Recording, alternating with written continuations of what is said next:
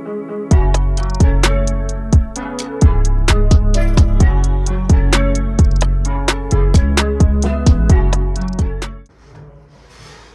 to Embodying. We're keeping that in. Welcome to the Embodying Excellence podcast. I'm your host, Carlo, and welcome, Brenden. How are you, Brenden? Yeah, good to yourself. I'm good, thank you. So what are we talking about today? Today we're talking about your Jiu-Jitsu comp. That was a while ago now. I know, it seems like yesterday that I was grappling with some dudes, like big dudes, like they were huge. Like, Yeah. They were taller than me, they were wider than me. Like I decided to go into heavyweight division and I was like, damn, you guys are big. So it was a surreal experience, I must say. Yeah, they were pretty big guys. I wasn't expecting them to be that big, to be honest, but like they were still like mobile and that as well, which was good to see. Yeah, like at the same time, my initial contact with them was like, don't get trapped on bottom, and then I got trapped on bottom and it messed it all up. Where I feel like that in the next competition, like if I decide to do that division again, like I'll be a whole lot fitter, but also at the same time, like I'll start for at least a minute and a half just running around them and trying to get a more dominant position and tire them out. Yeah. Which I didn't do this time, but you know what, that's nor here nor there, but it was one of those experiences where I got to see how well I could do and how much resilience that I had, because it takes a lot of resilience to do jiu-jitsu, and also then to go out of your own way and stand out and compete and be that guy that puts himself out there. And so it was a big deal. So I lost all of my matches, which again, it takes a lot of courage to go, hey, look, you know what? I'm going out there, it's my first competition and I've lost all my matches, but I'm happy to do another competition. And for other people, it might be like, well, I've lost all my matches, like, you know what, I'm not doing this anymore. And I've seen a lot of people do that, where like they'd go into competitions and they would just bomb and then they'd never do it again. And it's not healthy, because the thing is, one, you need competition in your life, and two, you also need the ability to be able to persevere and go, hey, look, you know what, didn't work out this time, I'm going to go do it again. And that was one of the lessons that I really learned as well, because it wasn't like training, like I assumed it was, I wrongly assumed it was. And so I went in there and the intensity was much different. The people that I was up against were very different. I wasn't really aware of their game, and also at the same time, like it helped me build the confidence to go, hey, look, you know what, we're up for the next comp. Cool, all right. And so now at training, like I know that if I go into training, I can do competition intensity, but it's not necessary. And so this comp really allowed me to both elevate my jiu-jitsu game, but also allowed for me to see the world differently. Yeah, 100%. We'll just go back a little bit for a minute. What made you actually want to do jiu-jitsu in the first place? Like I know years ago you were at Gracie Barra in Penrith doing that initially, but what sort of made you want to start?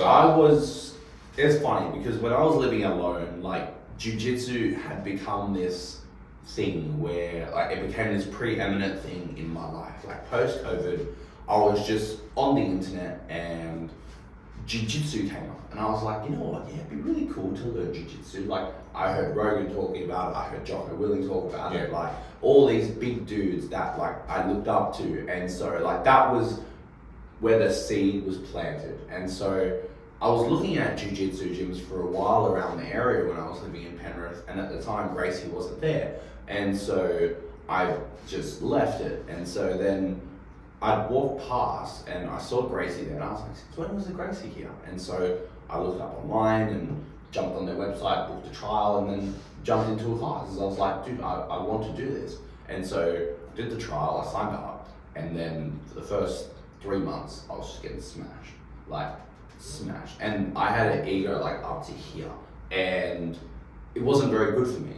And the reason it wasn't very good for me was because every time that I went in with the intent to win or to assert myself over the other person, I'd just get dominated. And then not only that, I'd get angry at myself and ashamed of myself because I couldn't do something that I'd only just learned for the first time. And so this was a preeminent story of my life where I had to do something and know it after the first time that I'd done it. And because I wasn't able to, it just pissed me off all the time. And so jiu-jitsu really sparked that curiosity about how I went about my life. And so when I continued going, it wasn't really because I wanted to get smashed every week, but it was because it was an outlet for me. But then also at the same time, there were deeper lessons that I was able to learn. And then at the time, like that's what really drew attention to me. Like as in being able to learn something that I wasn't able to figure out before, like that turns me on. And so each time that I'm in there and I'm learning something about myself, I'm like, oh, cool, okay. And then I explore this, I explore that, whether it's in jiu-jitsu or I write about it or whatever it is, I've learned some insight about myself. And so that's what kept me going each and every single week. And then at the same time, during that time, like I was getting better.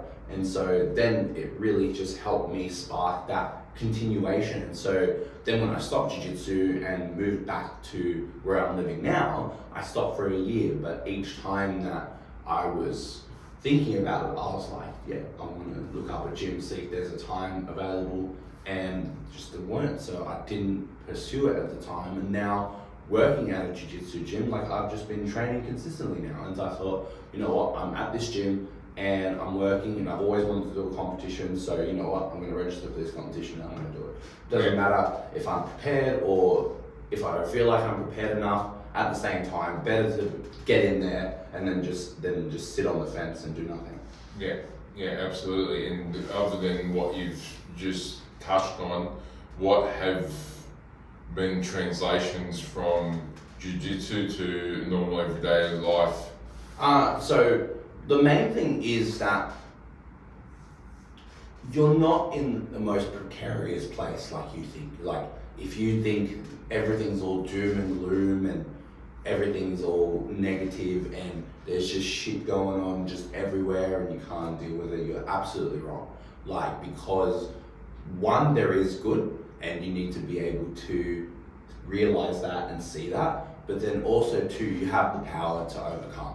And jiu-jitsu really does transpire that lesson in life as well, because sometimes you might be in a bottom position, you're at a disadvantage, but then also at the same time, all you need to do is move in a certain way and then you're back on top. And so in life as well, like you might be in a really shitty position, but you just need to make one decision and it'll change your life.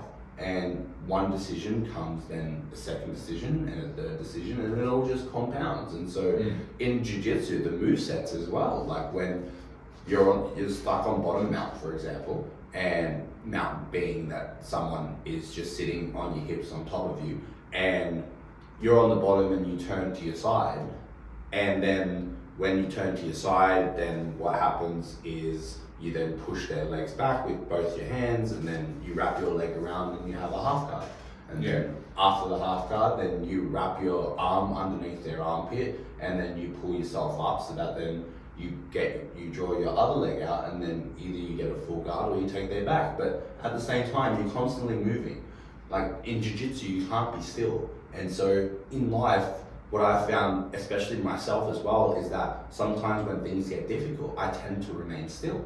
And so when it does happen, then what then happens is then I think, and when I think, not great things happen, and so it just keeps me stagnant, keeps me still. Where in jiu-jitsu, you have to keep moving, and in life, you also have to keep moving. And so the thing too is that you also don't want to be moving too fast without thinking. And so in jiu-jitsu, especially if you're new, that's the first thing that's going to happen. You're going to be erratic, you're going to be spazzy, and you're going to try and move without thinking. And then what ends up happening is that you end up in a worse position than you were before. And in life, that's the same, where if you do make a wrong move and then at the same time you panic, and then you make another move based on that emotion, then what ends up happening is you end up in a worse position than when you were. And so just like in jiu-jitsu, you need to be able to compose yourself, and you need to be able to just think about the moves that you've already learned, whether it's in jiu-jitsu or the lessons that you've already learned in life, and then apply it to the situation that you're currently in. And so another fundamental aspect of both jiu-jitsu and life is breathing.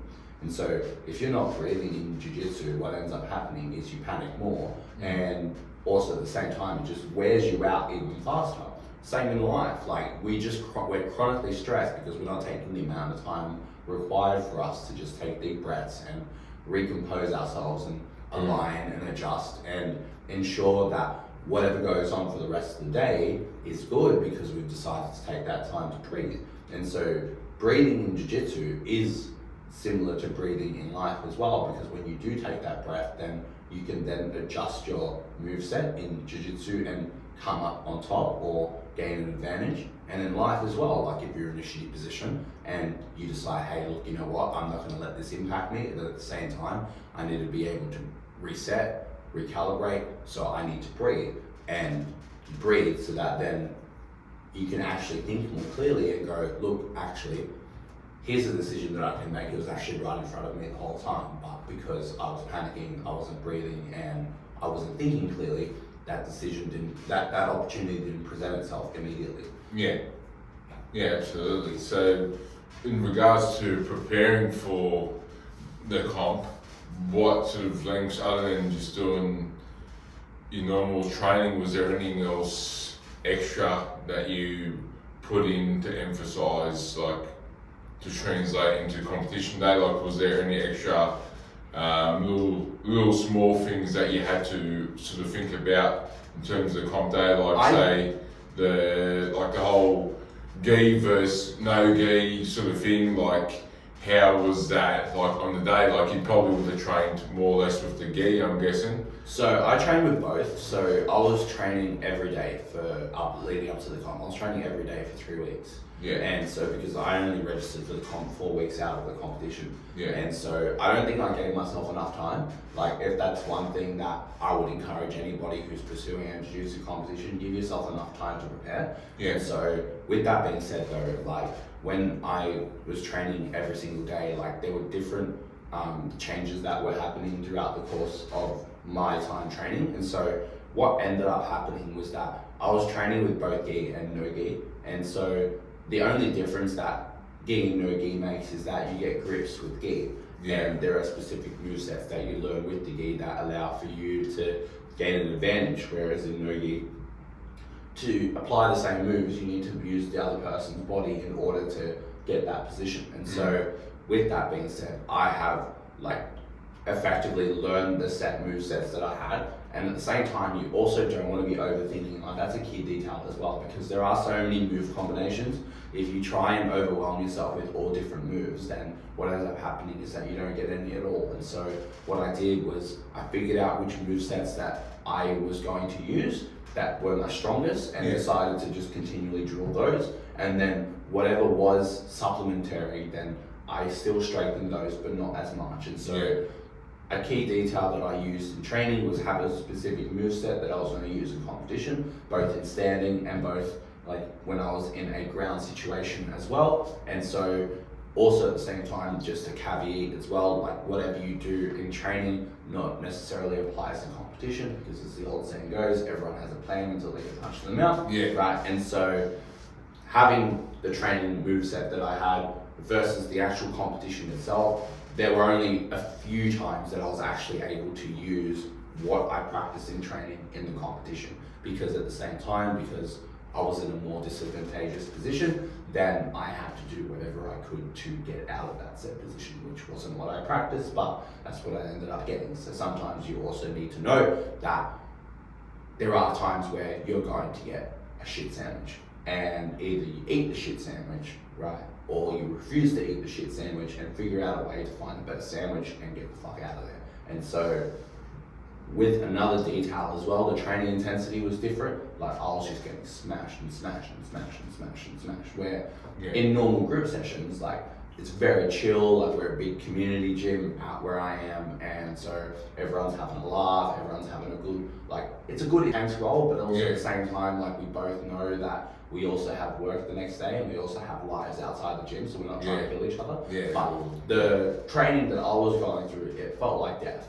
Like, and so it turns out that one of the black belts that instruct there was also competing. So when I played him, when I rolled with him and he went 100%, I was going, dude, like this is fucked. Like, what do I do? Like, I have nothing.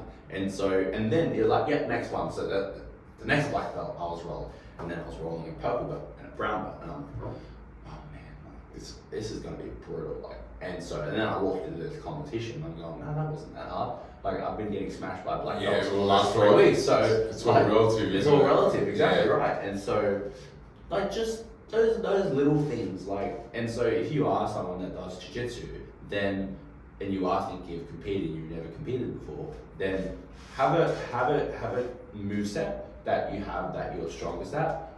Increase the intensity of your training so that then you can understand what a competition would feel like. Increase the training volume, but also at the same time, don't increase the training volume just for the sake of increasing the training volume. Increase the volume so that then is proportionate to how you want to be training and how you think that you should prepare for the competition, and also listen to your body as well, so that then when it does respond like, holy shit, this is a little bit much, then you decide to stop and not go, oh hey, you know what, I'm not going to listen to my body and I'm not going to stop, and then come comp day and you completely crash out. I've also seen that as well, and it's not great. And also just on comp day as well, like you just treat it like training, but just a bit more intensely, because sometimes when you put either arbitrary pressure on yourself or you put this expectation that you need to perform despite it being your first competition, if you end up losing or it ends up not going the way that you want to go, then you'll just be angry at yourself and it'll just sit with you. And so I made sure to not let that happen, because like I said at the beginning, like the competition was 4 weeks ago and I haven't thought of it since I'd done the competition, and so I didn't really let it weigh on my mind. And so that's a really important detail as well, so that then you're not bombarding yourself with either regrets or things like that, because life is in the present. And so if you keep living in the past, then you're not going to be able to see what's actually right in front of you.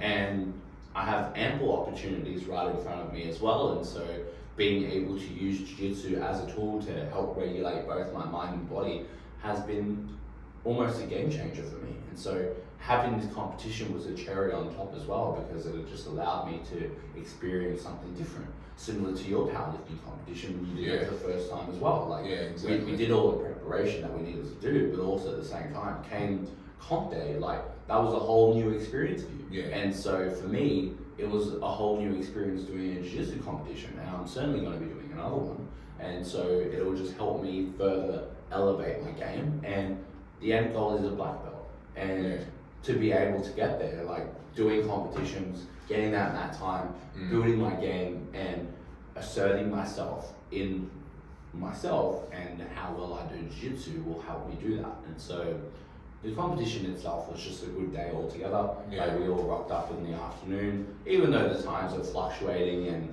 we just couldn't figure out when I was going to be on the mats. At the same time, like everyone was just there, and like we had my parents there, you were there, Guy was there, and like all of our coaches in our team were there, and so because we had other guys competing as well, and so like everyone was just around, and so it just felt good. And so then I ended up walking away with bronze, like in gi, which was pretty neat. And at the same time, like it just showed me that, hey, look, you know what, there are so many experiences and opportunities in life, and if you don't take them or you don't seize them, then unfortunately you miss them. And I don't think, for me, in my mind, I would want to be at the end of my life and God punishing me going, look, I'm gonna send you straight to hell because you wasted your life. And so for us, being able to use something like jiu-jitsu to not only elevate our stature and our confidence and our skill, but to use that as a way of life and go, look, you know what, there are things that are going to happen, and when they do happen, you need to be prepared to take action and either do something different or stay stuck on the bottom. And so for a long time, I'll just stay stuck on the bottom. And there are moments in life too now where I still feel like that I'm stuck on the bottom, but that's just the mindset. And Jiu-Jitsu's really helped me to shift that and to look beyond beyond that victim mentality and go, hey, look, you know what? Yeah, you're in a shit position, but fucking move. Or, you know what? If you're in a training session and you're in a shit position, just tap and then go again and learn what you've learn what you've discovered during that time you're in a really shit position. Don't just stay there. Yeah, detach yourself from the situation and don't stay there. And so, like, if I explore anything and leave anything to you, is move. Like, just move in a direction that is either proportionate or appropriate for your destination, or take a step back and go, hey, what do I need to be doing differently? Find the relevant help that you need in order for that to happen, and then take that next step. And that's what Jiu-Jitsu has really shown me how to do, like, in a more effective way. And being able to just compete at a higher level than what I'm used to also showed me how much more that I can actually take. And so the aphorism shouldn't be, oh, I'm going to do as least as possible. It should be, I'm going to do the most that I can completely bear, so that then you realize, hey, you know what, I can actually do more.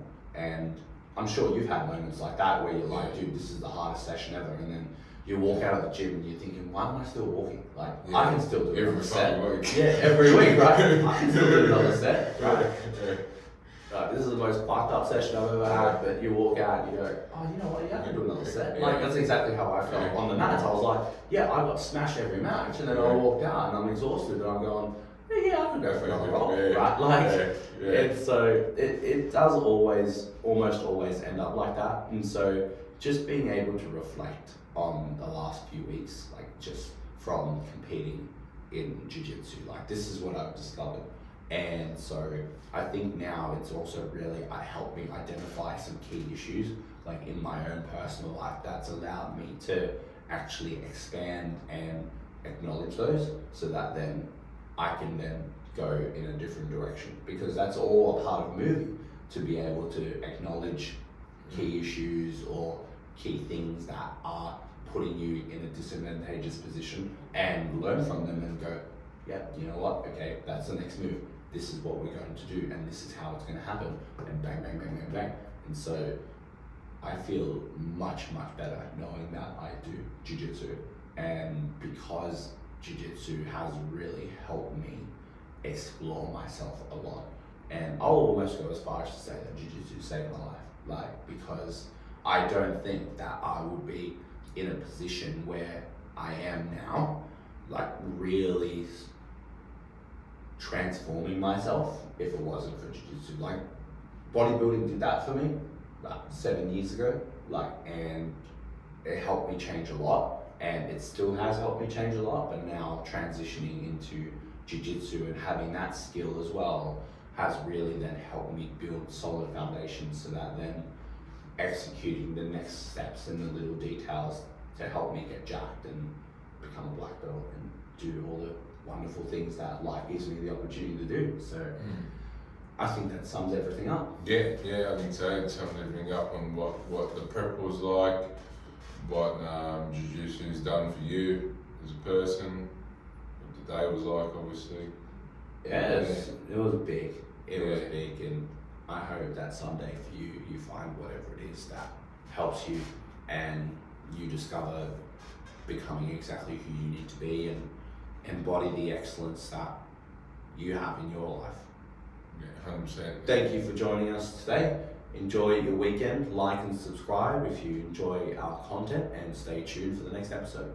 Thank you. Have a good one, guys.